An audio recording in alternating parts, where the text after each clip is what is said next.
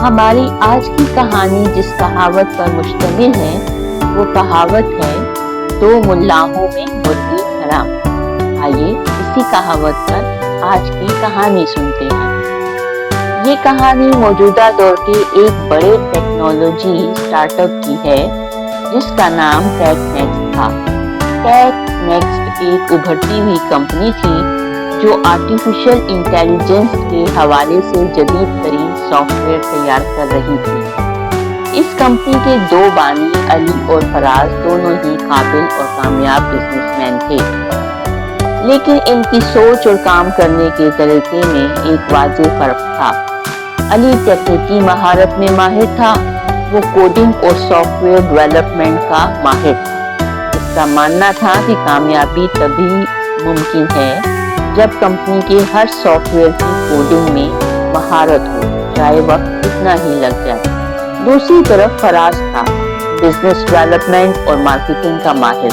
इसका मानना था कि जदीद दुनिया में रफ्तार सब कुछ है।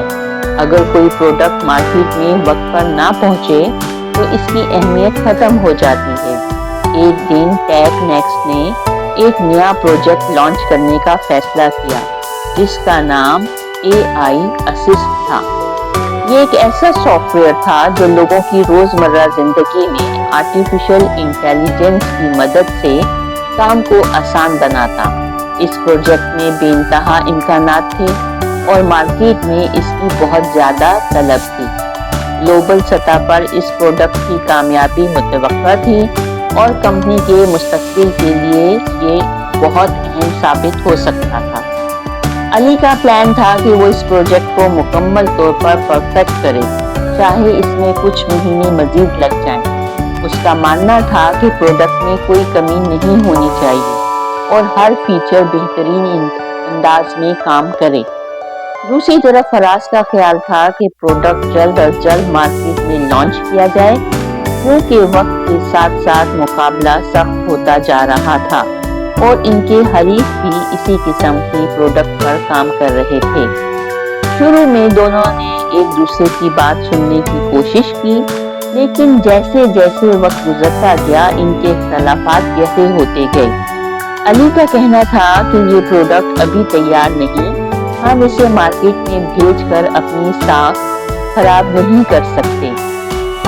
फराज ने जवाब दिया, अगर हमने मजीद इंतजार किया तो मार्केट हमारे हाथ से निकल जाएगी और हरीफ कंपनियां हमसे आगे निकल जाएंगी। दोनों बानी अपनी अपनी सोच पर अड़े रहे और किसी एक रास्ते पर मुत्तफिक नहीं हो पाए। AI असिस्ट प्रोडक्ट तकरीबन मुकम्मल हो चुकी थी, लेकिन अली ने कुछ मजीद पेचीदा फीचर्स शामिल करने का मुतालबा किया जो वो समझता था कि सारिफीन के लिए अहम होंगे। उसका कहना था कि ये फीचर्स प्रोडक्ट को और भी मुनफरिद बना देंगे, जबकि फराज इस बात से नाराज था क्योंकि उसके हिसाब से इन इजाफी फीचर्स में वक्त ज़ाया हो रहा था और मार्केट लॉन्च में मजीद ताख़ीर हो रही थी। वक्त गुजरता गया और दोनों एक दूसरे की बात को नज़रअंदाज करते हुए अपनी अपनी जिद पर कायम रहे।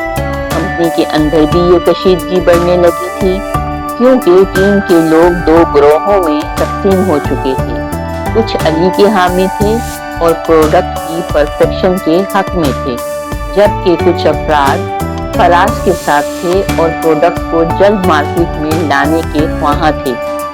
एक दिन फराज ने यह फैसला किया कि मजीद ताख़ीर नहीं की जा सकती। उसने अली के बगैर ही प्रोडक्ट को लॉन्च करने का ऐलान कर दिया, लेकिन अली ने इसके जवाब में कंपनी के सिस्टम्स को हाईजैक कर लिया और लॉन्च को रोक दिया। दोनों के इस ज़ाती तनाज़े ने कंपनी के अंदर एक बड़े बुरहान को जन्म दिया।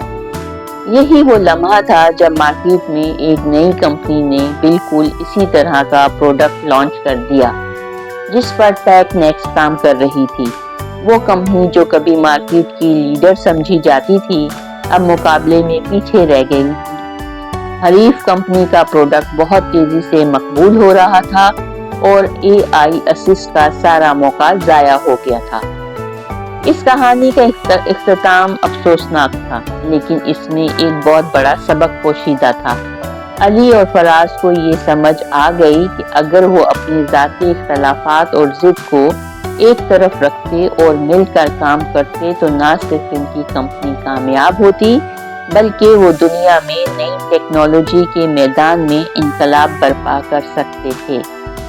یہ کہانی اس مشہور معروف کہاوت دو ملاحوں میں مرغی حرام کی جدید ٹیکنالوجی کی دنیا میں عملی مثال ہے۔